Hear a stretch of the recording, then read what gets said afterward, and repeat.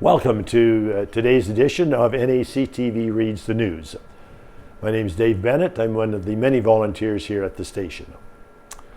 NACTV can be seen on many channels. You're watching it on one only, of course, but you could pass on the word to others. We're available on MTS Channel 30 or 1030 across Manitoba. In the Westman area, we're now on Channel 117. And across Canada on Bell, we're available on Bell 592. Of course, we're also online 24 hours a day at nactv.tv, so you can check us out there, people that don't have the TV stations. The programs are made possible by our volunteer staff, our advertisers, as well as donations by you, the viewers. So if you enjoy watching NACTV, please consider supporting us by either a donation or volunteering if you're in the local area.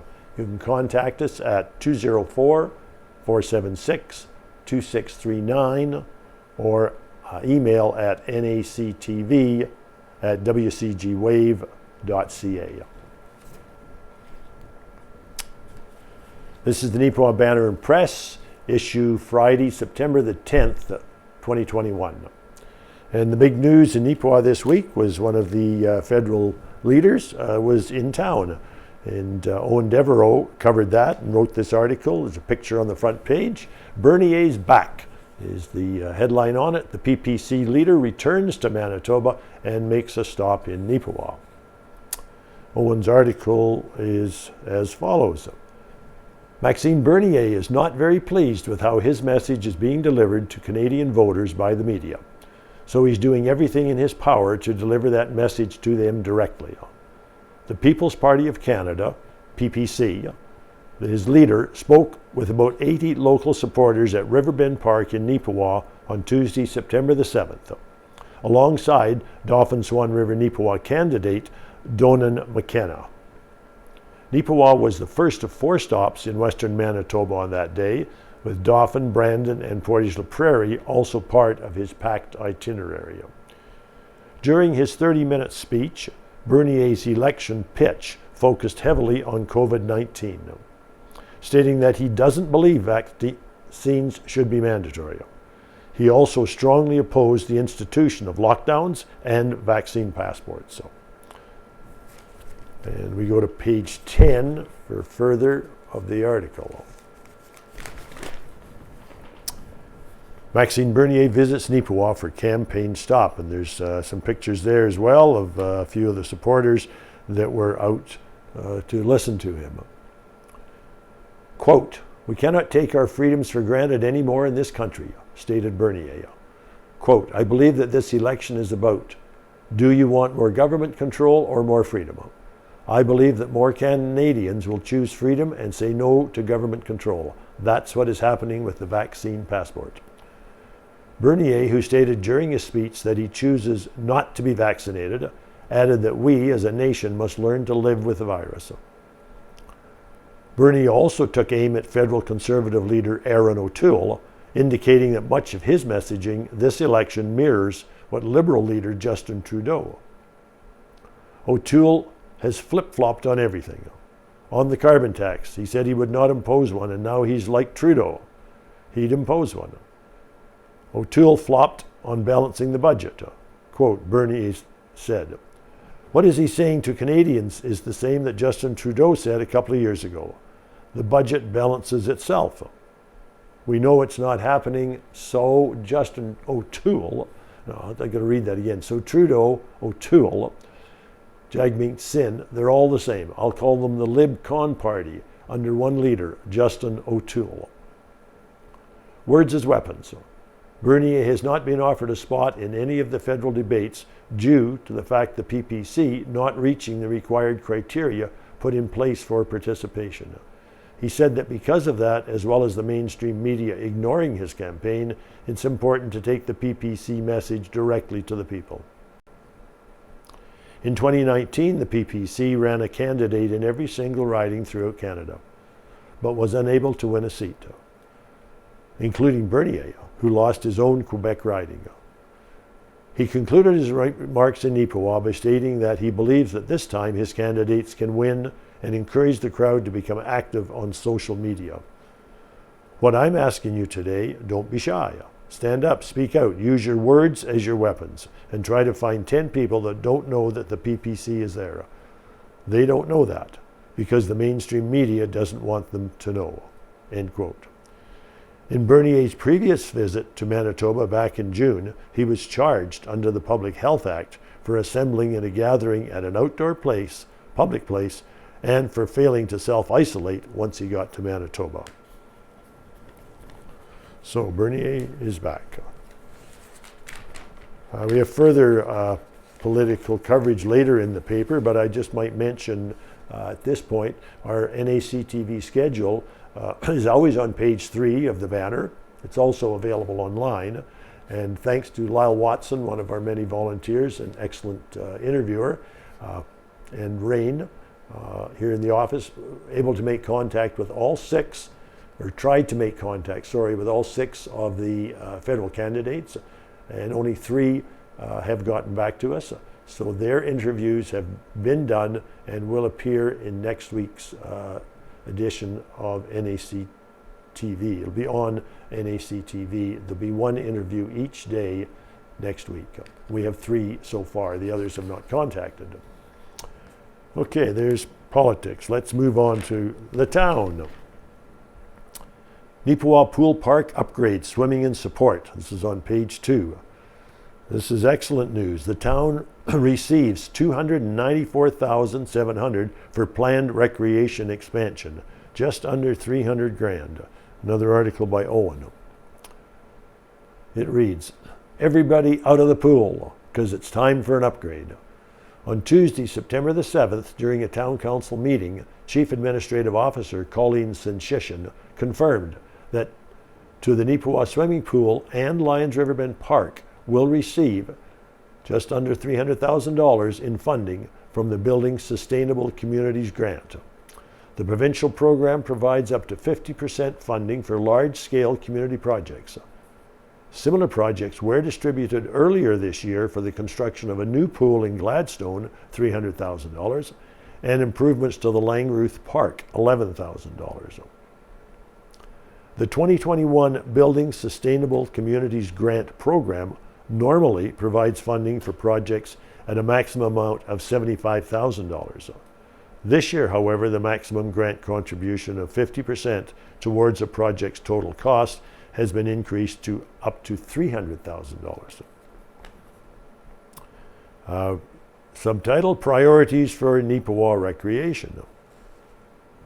For the town of Neepawa, this support could not have come at a better time, as the $294,700 will help fund a long-planned multi-phase upgrade. Those plans are to include a pool area upgrade to meet accessibility standards, design for a standalone water slide, relocation of parking, and the design of a pool building to meet accessibility standards. As well, there will be work on the development of basketball, tennis, pickleball courts, though the exact location of where these courts will be built must still be determined. The town will have until March 2023 to use the grant money that is being provided. So that's what, a year and a half from now? Economic Development Officer Marilyn Crew noted that these projects were the top priorities for many residents who participated in the town's recreation survey back in 2018. Quote, basketball, tennis, and pickleball courts, as well as improvements to the swimming pool, were number 1 and number 3 priorities in the top facilities wish list, said Crew. So this is all just part of what the community told us was most important to them when that regional recreation master plan was done, end quote.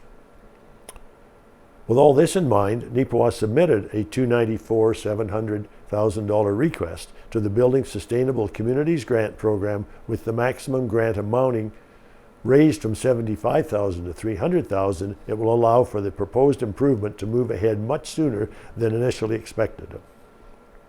The plan currently within the municipal office is to be able to host an open house sometime in the coming months, where the artist renderings of the upgrades to the Riverbend Park will be shown to the public. So we'll look forward to that when it happens. A leg up. Neepawa Mayor Blake McCutcheon told the Banner and Press that receiving this amount of support from the Building Sustainable Communities grant is simply tremendous. Quote, "We're hopeful when we put in the application for the grant that we would be accepted and receive some degree of support. This amount, though, the nearly $300,000 from the province of Manitoba, is going to give us a leg up on being able to start the project down at Riverbend Park," stated McCutcheon. While 50% of the project's costs are covered through the grant program, the other half of the construction costs are committed through taxation dollars and anticipated community engagement through volunteerism and community fundraising. In total, the Building Sustainable Communities program has distributed up to $13 million this year to 305 community development projects across the province. Eligible applicants include nonprofit organizations, charitable organizations, municipalities, and Northern Affairs Community Councils. So we look forward to hearing more about that in the future, both on NACTV and in Neepawa on the Banner. Good for all of us. Okay, over on page 3 now. The headline is "A Fresh Start at Arts Forward." And this is big news too. There's a picture of Yvonne Sisley, the new arts administrator at Arts Forward. She started her new position on September the 7th. This is a submitted article by Arts Forward. The doors at Arts Forward have finally been reopened to the public. The multi-use arts building opened their doors on September 7th after being closed since November the 12th of last year. Arts Forward President Ron Nordstrom is happy to get up and running again. Rentals have already started, while some classes will be starting soon. The closure has impacted Arts Forward financially, as much of their income comes from rentals for meetings, training, and celebrations. Fortunately, they were able to take advantage of federal and provincial COVID-19 relief funding to pay for utilities, repairs, insurance, and other costs. Quote, "Although we couldn't open to the public, we did take advantage of the closure to paint much of the interior of the building, including the North Gallery, offices, up and down stairs, hallways, and music rooms," says Nordstrom. Continued to say, "We improved the lighting in the main gallery and added more lighting to highlight the artwork. On September the 20th, we are getting the gallery floors sanded and refinished, so those spaces will be closed for about 10 days to allow the finish to harden before allowing foot traffic." In addition to a fresh coat of paint, Arts Forward will have a fresh face behind the desk. Yvonne Sisley will be replacing Rain Pryor as Arts Forward Administrator. Pryor has held that position for the past 10 years and has recently taken a position with NACTV. Quote, "Rain has done a great job of promoting arts in the community, managing the facility, securing funding, and curating the gallery shows," says Nordstrom. "We wish her well with her new job, where she can put her journalism and filmmaking skills to good use. Rain is a great resource for Yvonne, who is trying to get up to speed as quickly as possible. The board would like to thank Rain for her years of dedicated service and for assisting with the personnel transition." Sisley is very excited for the opportunity to build on what Arts Forward has accomplished to this point. Sisley says, quote, "With my extensive volunteer and organizational experiences, as well as my love for the arts, I felt this position at Arts Forward was a perfect fit for me. I look forward to further fostering connections with cultural leaders, artists, organizations, and businesses from our community and the surrounding area. We have a culturally rich community that is filled with many talented artisans." End quote. The article goes on to say that Sisley has hit the ground running. Classes and workshops will begin in early October, and the Christmas Wish craft sale will be back this year. Sisley is also working on an event to be held at Arts Forward to appropriately acknowledge the newly proclaimed National Day for Truth and Reconciliation, which is September the 30th, I believe. One other area that Sisley is excited to open is the Arts Forward retail space that will feature works from local artisans. Now, to inquire about classes, having something featured in our store, to submit an application for the Christmas Wish craft sale or facility rentals, you can contact Yvonne at 204-476-3232. That's the same number they had before. Or you can email at admin@artsforward.ca. admin@artsforward.ca. Or you can find them on Facebook, of course, as well, and message them. Well, that's great to see that facility. It survived through the close downs and it's up and running again. Oh, here's Tundra. I always like the little cartoon on Tundra. Here, there's two fellas with fishing rods. One guy's got hip waders standing in the river, creek, whatever. And the other fella seems to be almost submerged in the water. And he's got a scarf on, it looks like. His stool is floating. The first fella says, "The last time I saw you out here, you were ice fishing." He says, "I haven't left." Well, I guess he just sat there all winter. When the ice melted, he kept fishing. Okay. What's Rita got to say today? Home Buddies by Rita Friesen. I know a lot of people like this. Last Monday, a long weekend Monday, was a perfect do-nothing day. In the morning, I indulged in a late breakfast, gaming time, and then lunch with the Grands. The plan was to continue with this carefree attitude well into the day, mayhaps into the evening. Perhaps, maybe that should say. The cup of coffee in the lawn chair holder cooled as I got up to check on netting for the strawberries. I'm not netting against birds, but against my little dog. I have given up trying to find ripe raspberries. She likes them barely pink, but I'm not willing to grant her the strawberries. It's a new planting and promises to do well. The netting that covered the cauliflowers and broccoli was in storage, so I hauled that out. Sat for a moment, then measured and found out that the piece of netting was too short. Sipped some cool coffee while I debated the next step. Sought out a large section of netting. Nope, that'll be perfect to cover the raspberries next year. Digging deeper into the gardening section of my garage, I located a short length of the netting, enough to complete the covering if I used the first section I found. Sat for another minute, then armed with the stapler, set to work protecting the berries. One staple to go and the unit ceased to cooperate.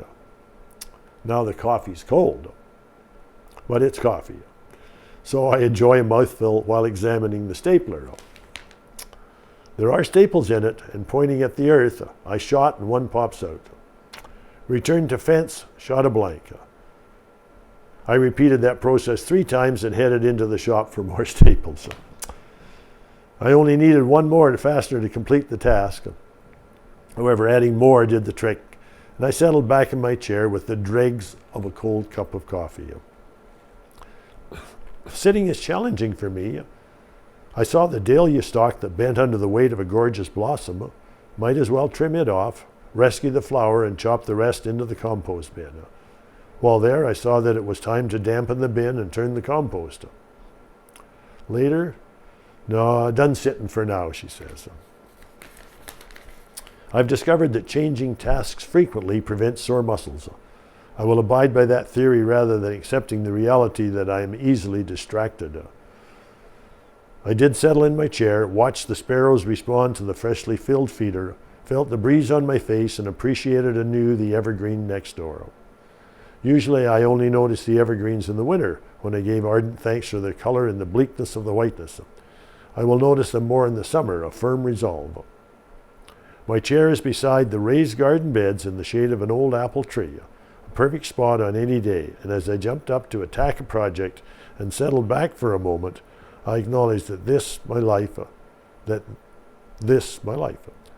are endless things to see and do and be part of. The sitting is an interlude that recharges the battery, and I'm doing my life my way. Thankfully, it works for me.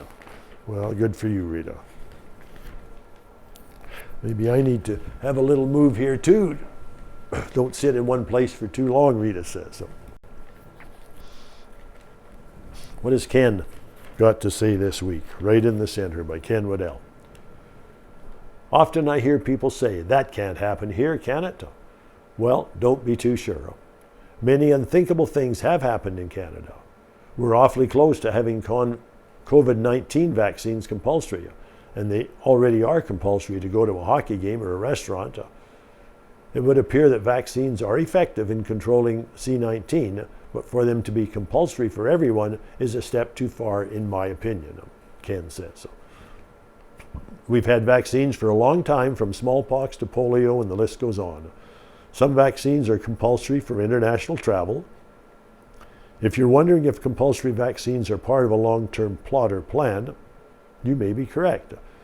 In the September 4, 2021 Winnipeg Free Press, it was reported that a group of 3 authors in the journal Bioethics in 2017 suggested that a comparison be drawn between people who might refuse a vaccine and the conscientious objectors of World War II.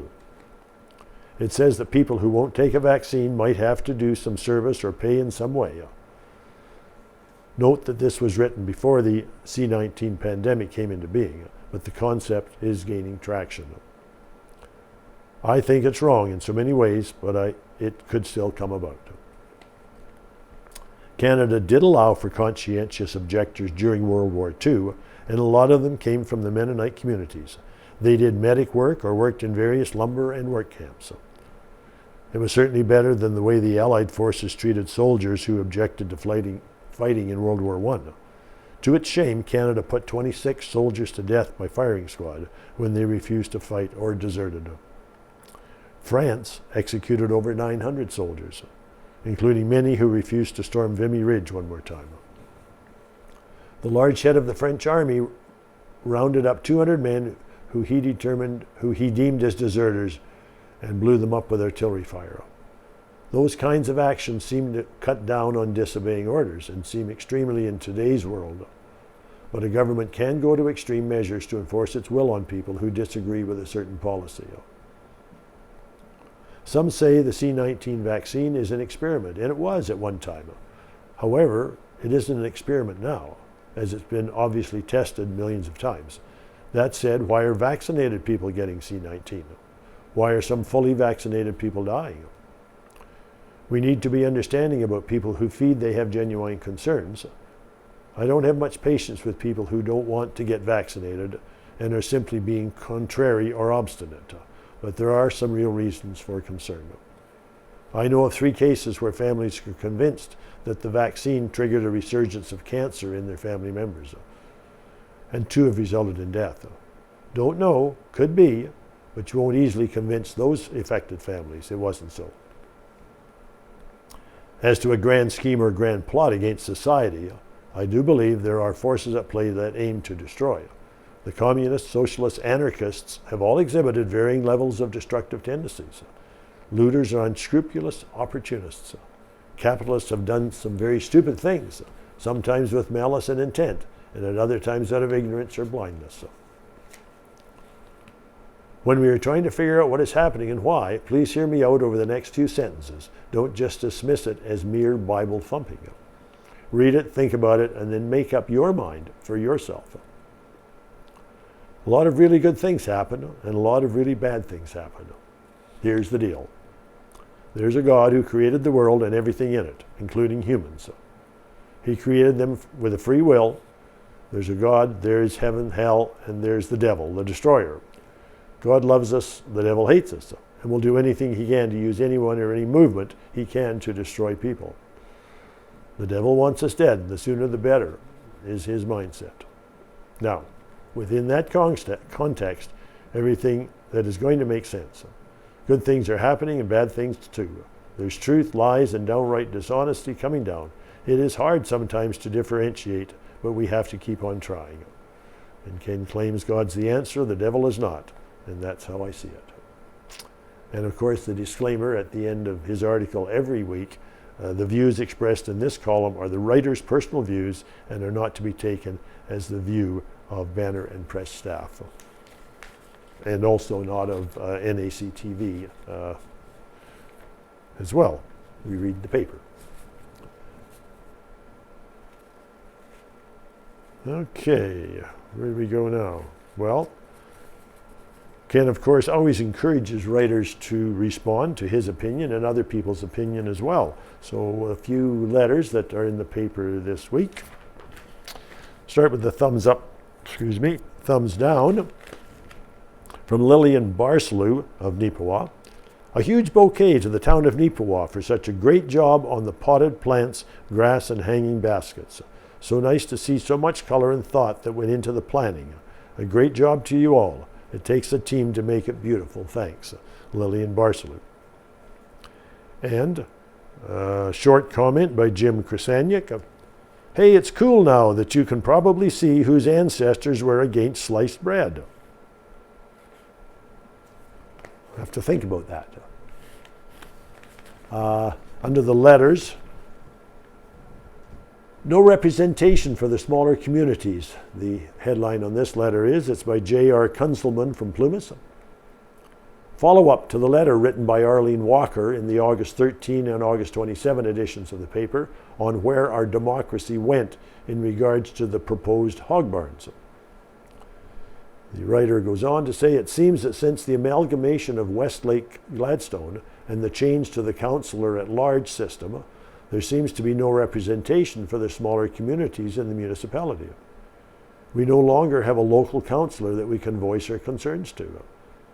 The fact that each township is represented by different councillors every few months makes it so they have no attachment or commitments to the townships they briefly represent.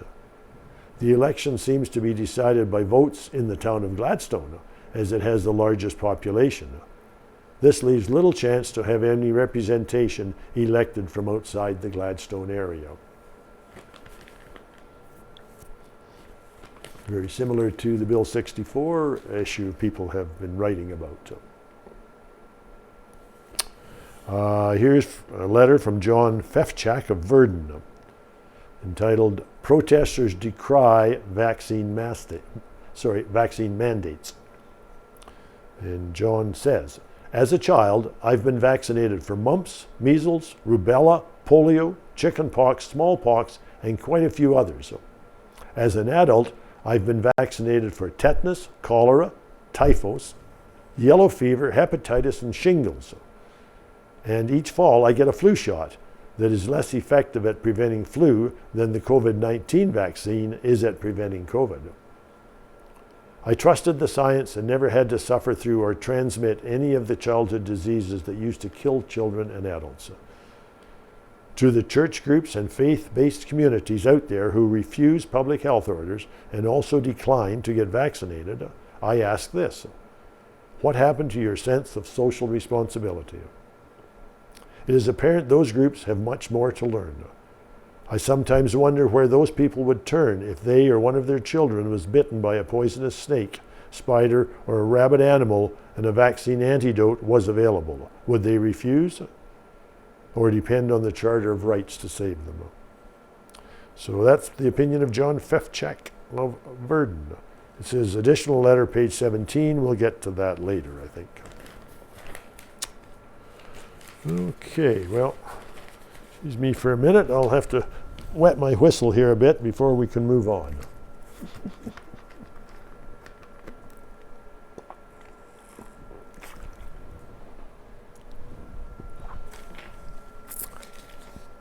There, that's better.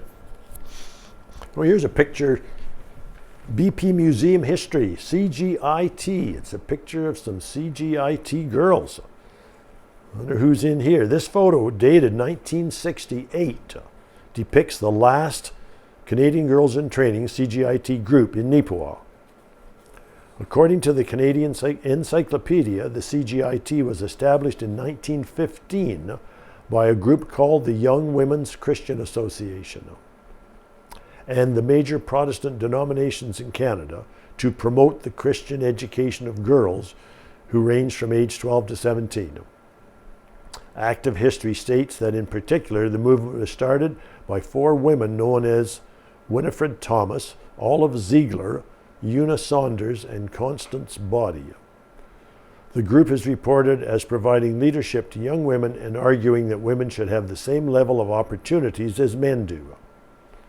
Though membership declined after World War II, the organization continued, still containing numerous congregations. The movement then came under the direction of the Department of Christian Education in 1947. Membership in 1999 is recorded at approximately 2,000. Okay, now who's in the picture? From left to right, starting at the back, are Sybil Burton, Jean Brugger, Norma Nicholson, Lois Berry, Laurie Nicholson, Valerie Ernest, Moira Nicholson. In the center, Diane Jordan, Mona Berry, Norma Jordan, Bev Freeman, and in the front, Karen Foxton, Patty Nicholson, and Brenda Burton. Well, I recognize a lot of those names because quite a few of those went on to high school and were some of my students. So, nice little remembrance and picture. Okay. Well, maybe a little more politics. It seems to be what's in the paper this week. And here is the interview by Owen with Donnan McKenna, the PPC candidate. He looks to shake up the status quo in Dauphin Swan River Neepawa riding, the headline says. And Owen writes, People's Party of Canada candidate Donnan McKenna remembers vividly the moment that motivated him to throw his figurative hat into the political ring. I watched in Calgary police officers assault a boy because he didn't have a mask on and was skating outside. I was disgusted, said McKenna. Owen reports the incident McKenna refers to is a video shared on social media that shows a tense confrontation in Calgary back in December. The incident was between a 21-year-old and a Calgary police officer at a community rink. The young man was arrested for obstruction and resisting arrest after allegedly trying to avoid a ticket related to gathering restrictions. McKenna said that incident was a wake-up call for him in regard to the restrictions related to Canada and COVID-19 and the need for change. Quote, it's all about control and I blame our politicians and this virus. There is a virus, but there's a worse virus, a political virus, and the only way to cure a virus is an election. And we need to kick out the current government, I guess, McKenna stressed. While McKenna can be viewed as a novice to the political game, his wealth of other experiences over the course of his life would appear to make up for it. A retired RCMP superintendent. McKenna served on the force for 30 years. He began his policing career in Manitoba and has provincial, national, and international experience in frontline policing and directing operations. His tenure includes several high-profile postings, such as an operational policy position in Ottawa and a United Nations envoy member, representing Canada to the Ivory Coast. After retiring, McKenna returned home to his family farm in the rural municipality of Mountain. Recent events, however, made him decide to step forward. McKenna stated the platform of the People's Party of Canada focused upon individual freedoms caught his attention. He added that it seems as though there has been a complete mismanagement going on in Ottawa, which has impacted the nation's economy, safety, and unity for far too long. Quote, this is ridiculous and I'm angry at this, but you know what, anger can motivate you to change things, and that's what I'm going to do. And that's why I'm following Maxime Bernier, because everything he said resonates in freedom of choice, and that's what we need. So that's coverage of Donnan McKenna. There'll be coverage of other candidates in the banner, I'm sure. Well, here's about Bill 64 that I mentioned. Owen has an article here entitled Sense of Relief Felt by Many on Bill 64's Demise. The announcement that Bill 64, also known as the Education Modernization Act, has been scrapped, has been met with universal praise. Bill 64 proposed the elimination of democratically elected school boards for a provincial education authority. It would have also reduced the amount of school divisions from 37 to 15, regional catchment areas they were to be called. Almost immediately after its announcement, Bill 64 had run into widespread opposition. Last week, recently appointed Premier Kelvin Goertzen announced 5 pieces of legislation, including Bill 64, would not move forward in the fall. That decision has been commended on multiple fronts. Manitoba Teachers Society response. Quote, Manitoba teachers raised their voices, and now we, along with thousands of friends who joined us along the way, achieve what many said could not be done, said Nathan Martindale, Vice President of the Manitoba Teachers Society. Martindale added in a media release related to the decision that, quote, what started as a campaign by teachers to push back on the controversial bill turned into a groundswell of opposition that government could no longer ignore.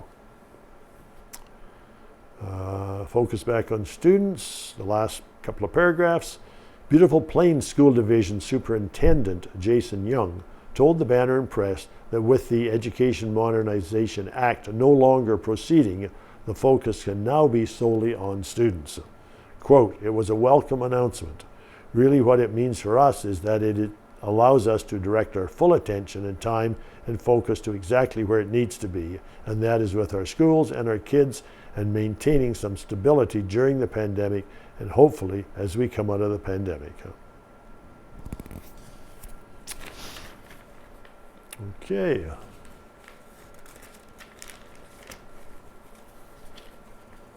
Well, a couple of items maybe from the looking back. I'll pick up here. 20 years ago, despite protests from area residents, the town will go ahead with plans to turn a portion of Mountain Avenue, south of the highway, into a one-way street for southbound traffic. Oh, that's there at the Anglican Church corner on the highway. The move will pave the way for installation of signal lights at the corner of Mountain and Main, that corner. So those lights have been there for 20 years, folks. While area residents, including Nick Fedowich and Dorothy Brown, said lights are needed, they questioned the need to turn the one-block area south of Main Street into a one-lane traffic. Well, the problem there, folks, is that the two streets are not, they're offset.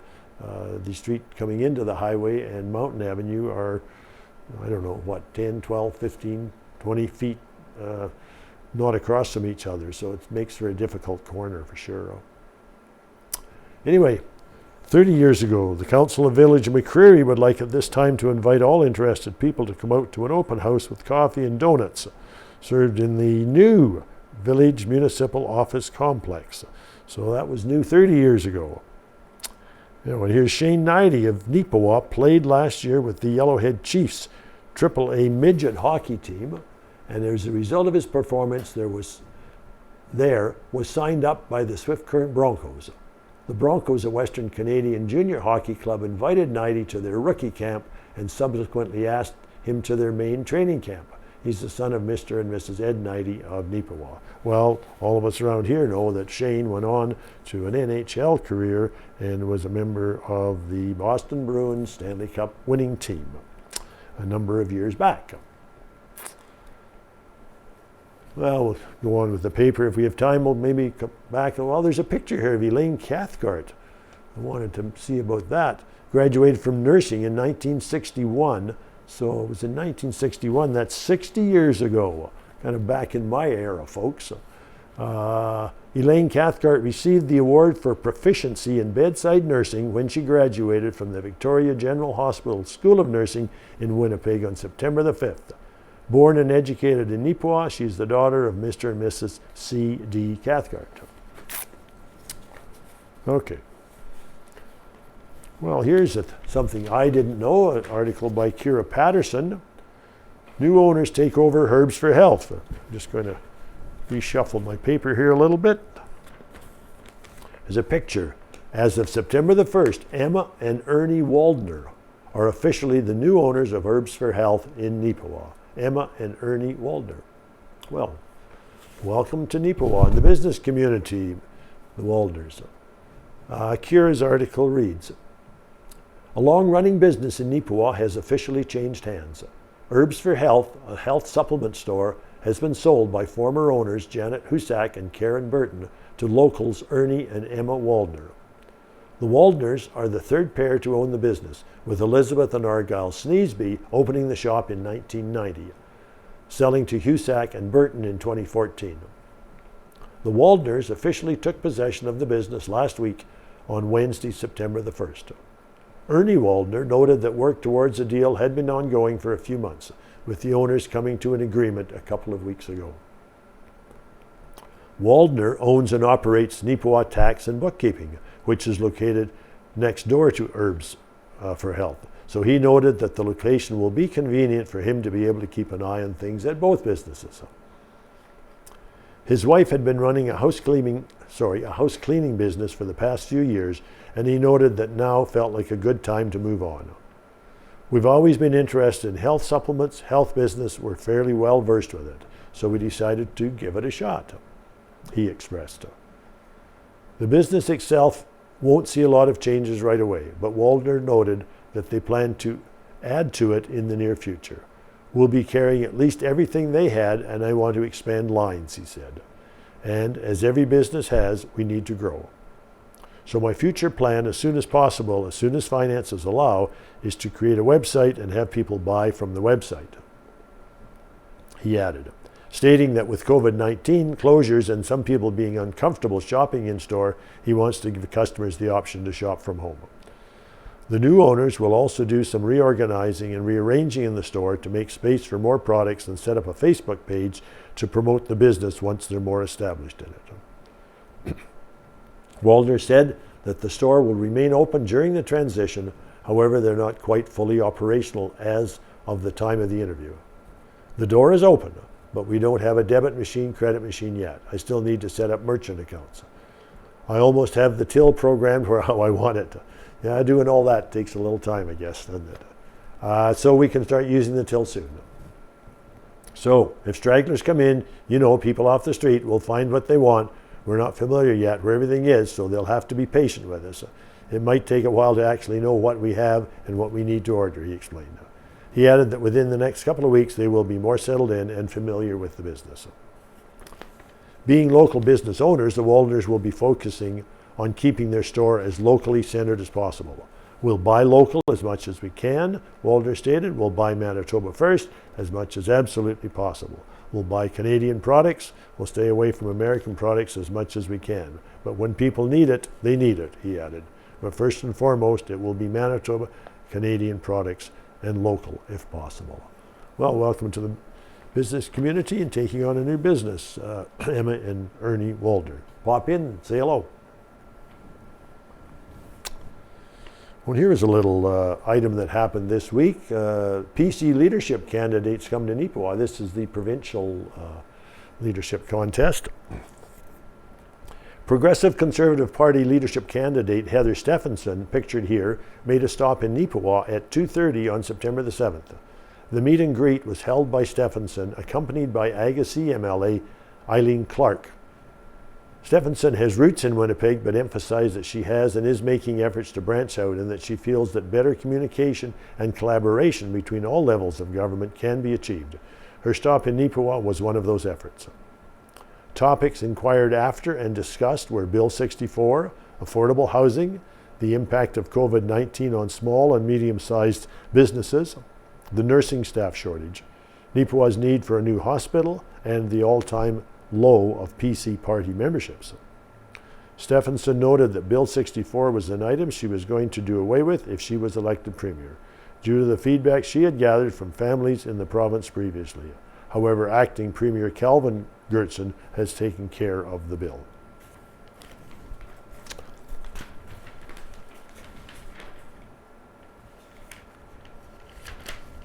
Well, we better get to some other news here, get to the sports for a bit, and we can backtrack if we have time and so on.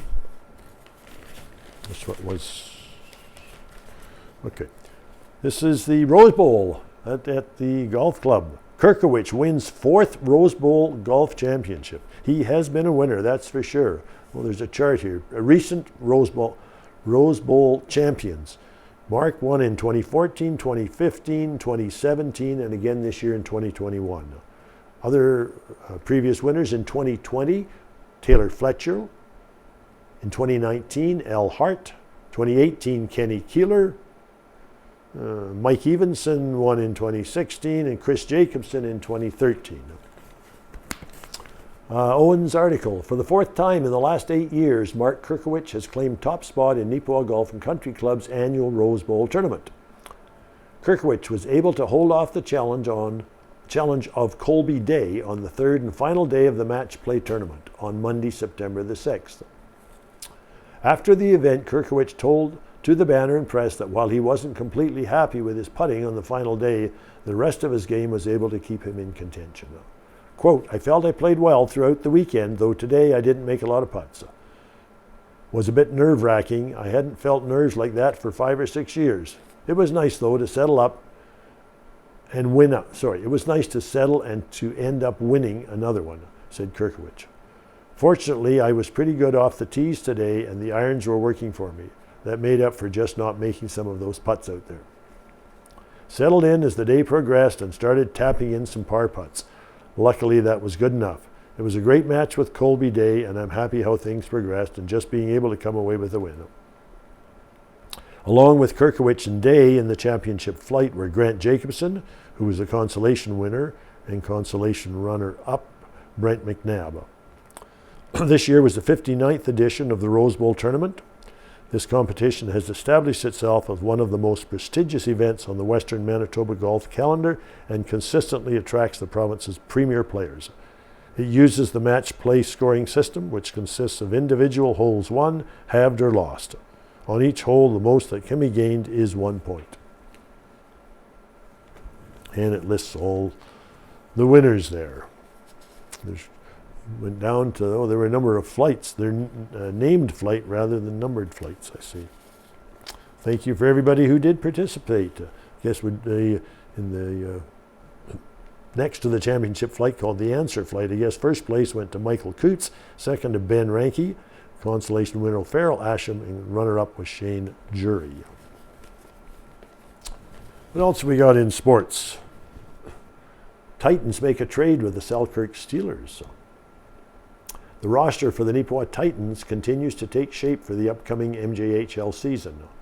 The team announced on Wednesday, September the 8th, via social media that it has traded forward Cameron Hibbert to the Selkirk Steelers for 4th and 5th round picks in 2022.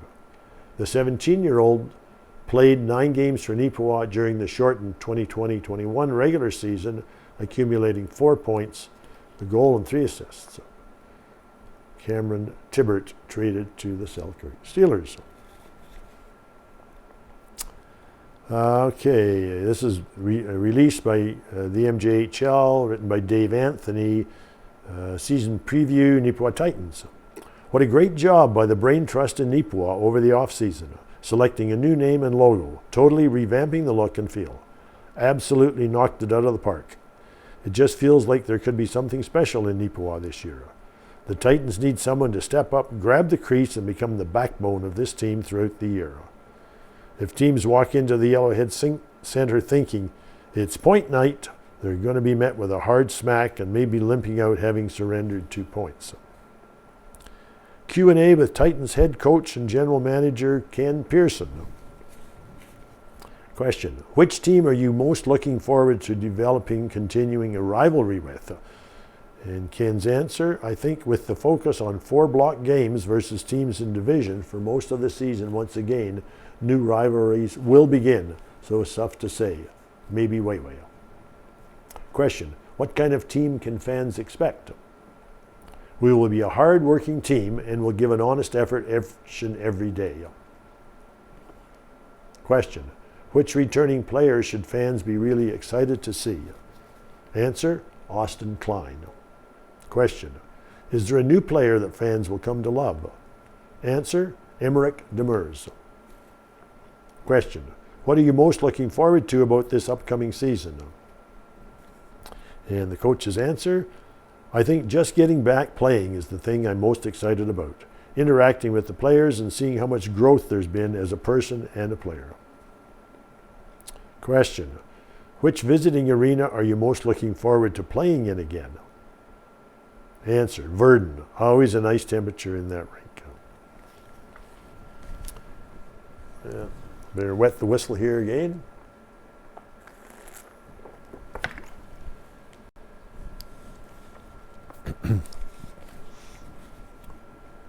Okay, Neepawa Titans conclude training camp.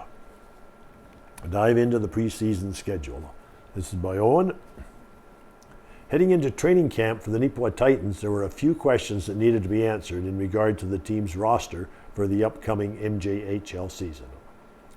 By the end of the camp, some of those questions have definitely been answered, while a few others will likely remain unsolved until the end of the preseason.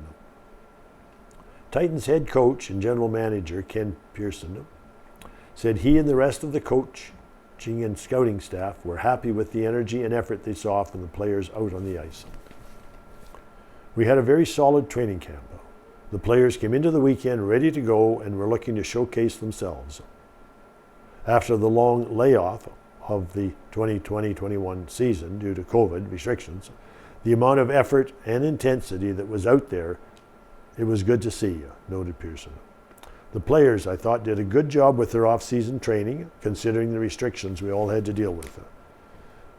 The Junior A club wrapped up its final fall camp on Sunday, September the 5th, and will move forward into the preseason with 32 players. The roster for preseason will include 3 goaltenders, with a 4th to be added shortly after clearing the province's COVID-19 protocol, 11 defensive players, and 18 forwards. The players will each play in at least 2 games. This year's exhibition schedule will see Neepawa play all 4 of its games between September 7 and September 11. Doesn't seem quite right. I have to check that, I guess. Pearson said the coaching staff will have to use this short amount of time to try out a few different roster combinations with a mix of rookies and returning veterans. Well, I guess back there, 2 out of town and 2 here, September to 11, that's crammed in pretty tight, isn't it? But I guess they want to get into the season. Okay. The first exhibition matchup for Neepawa took place on September the 7th against Wayway. In that first matchup of the 2020-21 season, Neepawa lost by the score of 3-2. Exhibition road games to Wayway, Sakapo, and Portage La Prairie took place after the Banner and Press publication deadline distribution, and the final preseason will conclude for Neepawa on Saturday, September the 11th, when they host the Portage Terriers. So I guess I was wrong. Those dates were right. As for the beginning of the regular season, the Titans will have their home opener on Friday, September the 17th versus the Dauphin Kings. Start time is scheduled for 7:30 at the Yellowhead Arena.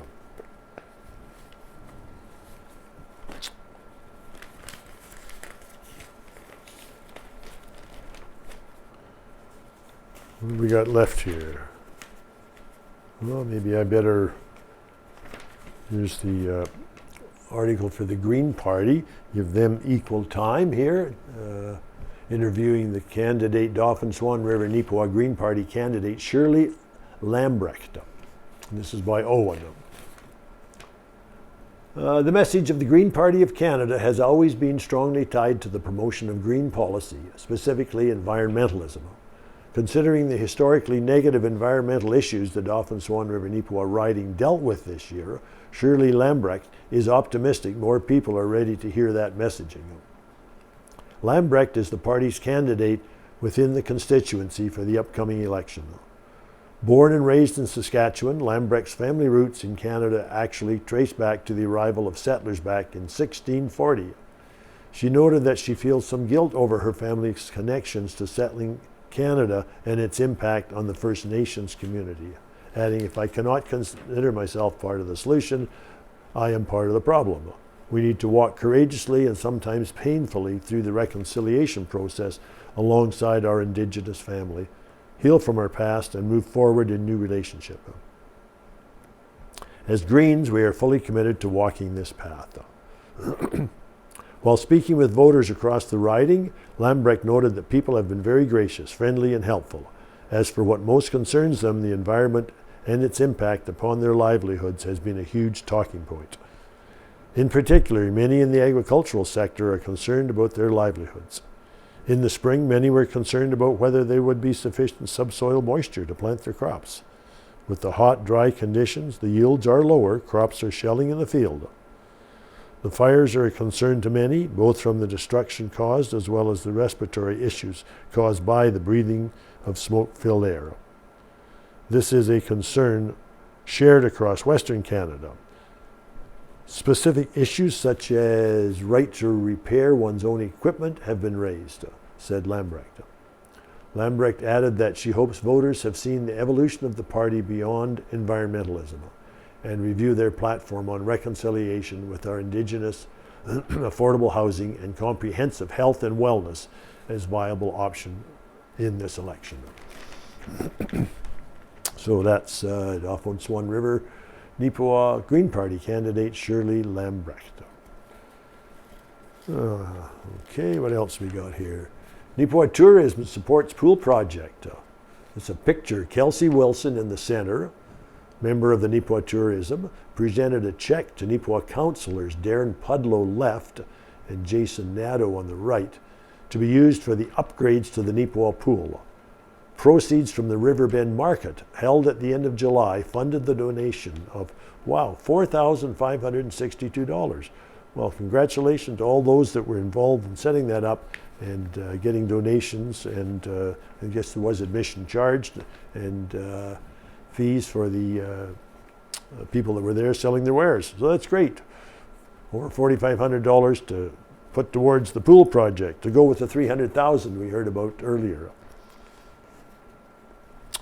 Margaret Lawrence Home, planning a craft sale. This is by Kira. A local literary destination is planning a new fundraiser next month. The Margaret Lawrence Home in Neepawa is currently organizing a fall craft sale for Saturday, October the 2nd, from 10 to 4 at the Neepawa Legion. So it's October the 2nd. Put it on your calendar, folks. Brenda Ferguson, administrator at MLH, noted that this is a new venture for the organization. This is the first craft sale we have done. Previously, the Margaret Lawrence Committee successfully held an antique and collectibles sale on the Lily Festival weekend, but not for a number of years now. That sale helped with the ongoing maintenance of the home, and we're looking for new ways to raise funds to assist with those costs, she explained. The monies raised from the sale will help with ongoing maintenance of the home. The roof is our immediate need, but with an old house, there's often something that needs attention. Currently, there have been 10 vendors formally apply for a space, but Ferguson noted that they've heard from a few others as well. She said that they're hoping to get at least 18 vendors, so even though the deadline to apply was September the 9th, the committee may accept some vendors after the deadline if space allows. Simply email the house at mlawrencehome@gmail.com. and an application will be emailed to you. If you don't have email, give us a call and we will get one to you. See, phone number 204-476-3612. I see in the article here. In addition to vendors, the committee is also looking for volunteers to help with the event. If you have a couple of hours to spare and wish to volunteer, please leave a message at the house. There's the number, 204-476-3612. Or you could just Google Margaret Lawrence Home, of course. Selling raffle tickets, taking admission, and help in the kitchen is what's required. Margaret Lawrence Home is now closed for the season, but the messages will be checked regularly. While MLH is no longer open regular hours until next summer, Ferguson noted that they are still trying to keep the home active in the community. Not only are they currently organizing their craft sale, but a Christmas event is in the works for November, Ferguson revealed. Details are still being worked on, but the plan is to decorate a few local homes for Christmas and offer tours through those homes with coffee and dessert being served at the Margaret Lawrence Home. If you make Christmas decorations or Christmas crafts, please contact us as you may be able to participate in this event, she stated.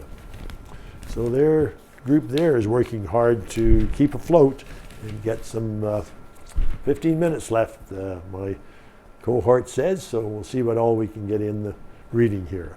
Let's see now. She added that individuals and groups are welcome to use the space at the Margaret Lawrence home during the off-season as well. From a meeting space for book clubs to a quiet place to work on a novel to a hub for researching the famous Canadian author, Ferguson noted that anyone interested in making use of the home can get in contact via the same email or phone number mentioned above. And I'm sure they'd be happy to take donations as well. Okay, well, we backtrack here a bit. Oh, here's the other letter that we didn't read because it was later on in the paper. It's from Ms. Bernice Campbell of Brookdale, and it's entitled Senior Pensions Being Cut.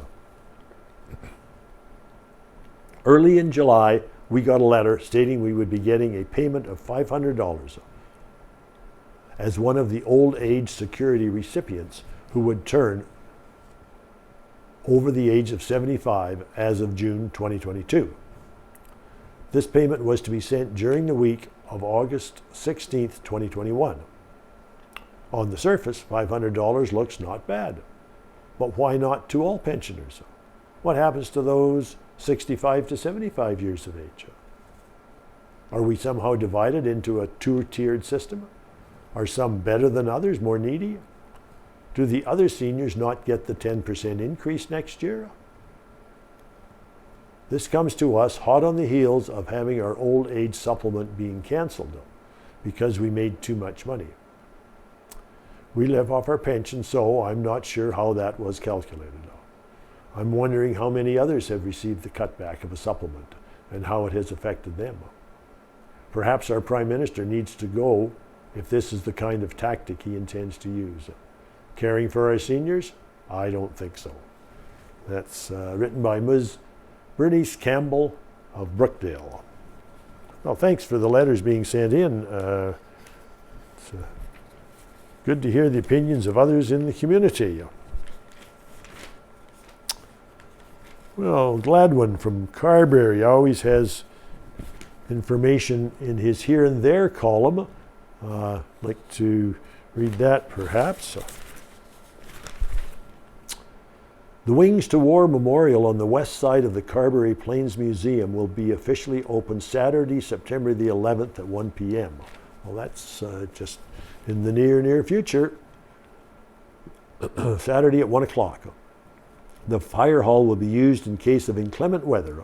Among the special guests will be Eileen Clark, MLA, and Dan Mazier, MP.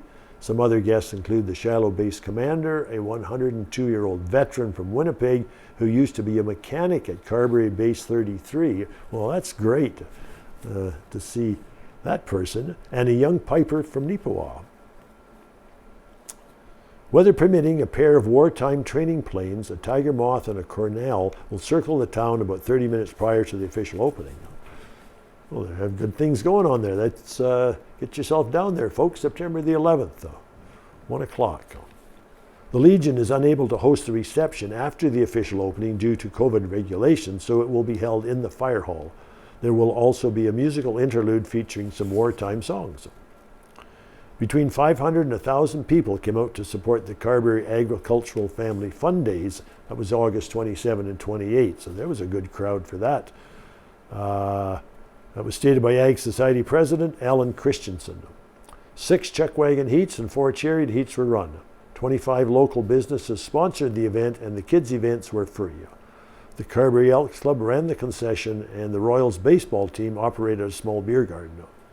Christian said they had been working on the track all week and hoped they could hold the Ag Fair in July 2022. Special thanks to the last-minute volunteers. Well, that's right. Always thanking volunteers, of course. Continuing other things in the Carberry area, Carberry Communities in Bloom Yard of the Week went to Presley and Amy Smith on Laverne Avenue. A tip of the fedora to Troy Graham and Jeff Davison, who were Carberry Men's Golf League handicap winners. Carberry Sandhills Golf Club Championship winners were as follows. Men's Matt Letkeman, ladies Becky Birch, senior men's Dale Rowley, senior ladies Tammy Murray, and junior Kylan Aiken. Lindsay Michaels I'm not sure I pronounced that right, but local recreation director for the last 18 months has resigned as of September the 3rd and will move to St. Catharines, Ontario for future employment. So they'll be looking for somebody there, I suspect. The Manitoba Baseball Hall of Fame golf tournament at the Neepawa Golf Club on August the 27th was a big success. Last year's event was postponed due to COVID-19 and only a late rain dampened enthusiasm this year. Dan Giesbrecht from Winkler Association President was very pleased with the whole day, which concluded with a delicious roast beef supper and plenty of prizes. He stated the atmosphere and friendships were great, the golf course was in super shape, and General Manager Landon Cameron had everything well organized. I really enjoy baseball, and our opportunity to host this was a real challenge, said Cameron. Don Small, Association Secretary, said, quote, the tournament was a financial success. Over 100 golfers participated and 9 Neepawa foursomes were registered. Pat Anger's family team topped the tournament, while Greg Cameron's Boisavane foursome was runner-up. Don Small's squad was a close third. Special thanks to Superintendent Mark Kirkowicz for his cooperation. And just to finish this up, in the final week of Pembina Hills under-13 baseball, coach Chris Unrah's squad lost to Carillon 15-5 and beat Interlake 10-4. In the playoffs, August 29, they came up big, winning a doubleheader 17-13 over Carillon and 11-10 over Interlake. Against Interlake, Owen Unrah doubled home Kalen Behan with the tying run and scored the winner. Behan was also the winning pitcher. Due to a run differential, however, Carillon won their pool and advanced to the finals in Winnipeg August 30th and took the league championship. Congratulations to the 5 area players, Tucker Forbes, Austin Dubbitts, Max Jantz, Caden Behan, Owen Unrah, and Coach Unrah. Girls hockey got a huge boost when Team Canada won the World Women's Ice Hockey Championship in Calgary with a thrilling 3-2 overtime victory over the United States. One of Canada's 3 rookie defensemen was Ashton Bell from Deloraine. Also playing were rookie goalie Kristen Campbell and veteran defenseman Jocelyn Larocque. Yes, saw some of that. Congratulations to them and the local players on that team. Well, we've got maybe 5-8 minutes left here. Might read a little bit of the obituaries. Well, first of all, there's a wedding anniversary of Stan and Ann Fashaway of Alonza. Congratulations to them on their 65th, coming up on September the 15th. Wow, congratulations to them. 3 obituaries here. I'll just mention them first. Glenda Ann Campbell.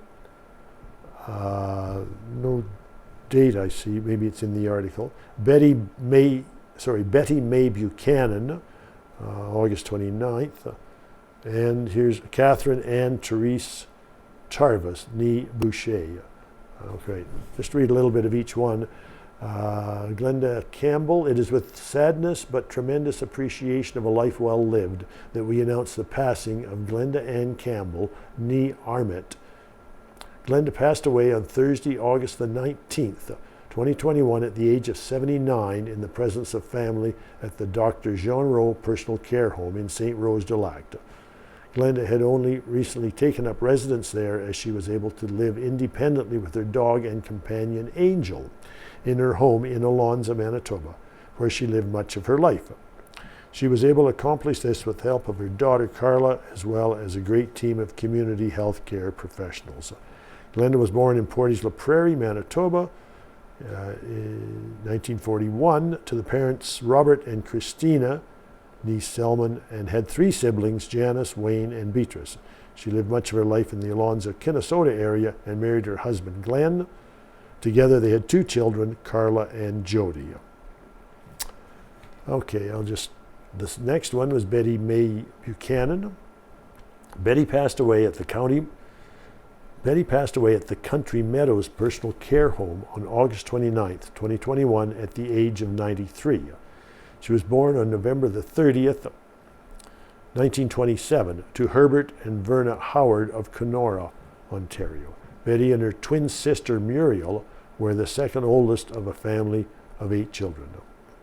The family moved to the Riding Mountain area in Manitoba when she was about 3 years old. It was there she took her schooling. After receiving her education, she continued on doing housework for many neighbors. Betty's friendship with her husband-to-be, Bert Buchanan, started by attending a fair on July 1st in Neepawa. Betty and Bert were married November the 4th in 1947.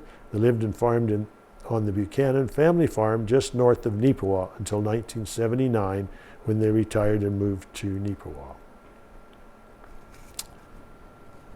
And Catherine Ann Therese Tardif of Polonia passed away with her family by her side on August 28, 2021 at Neepawa Hospital at the age of 66. Kathy was born on March 9, 1955 in Pickle Crow, Ontario, to Joseph and Rosa Boucher. In 1973, she married the love of her life, Danny Tardif of Ignace, Ontario. In 1980, they moved to the farm in Polonia, where they raised their 3 children. Well, condolences to all of the families in the passing of those loved ones. So there's okay, well, I think we've pretty well done it for today. Unless there's something small here that I maybe missed. Have a look. Well, I guess there's Helen's borscht. You have to get the paper to get that.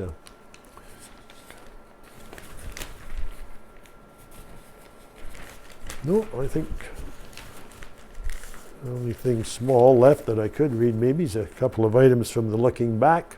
40 years ago, 2 television companies will be bidding on McCreary for pay TV rights at hearings set for November the 3rd in Winnipeg. Westman Media Cooperative of Brandon and Superview TV Limited of Riverton have both applied to the CRTC for the rights to broadcast 3 English channels in the McCreary area. Westman Media Co-op is proposing to broadcast 3 stations, Vancouver, Edmonton, and Hamilton, from a Canadian satellite to 10 locations in western Manitoba. The locations include McCreary, Elkhorn, Erickson, Glenborough, Hamiota, Minitonas, Pilot Mound, Rossburn, Shoal Lake, and Winnipegosis. So I wonder how all that turned out.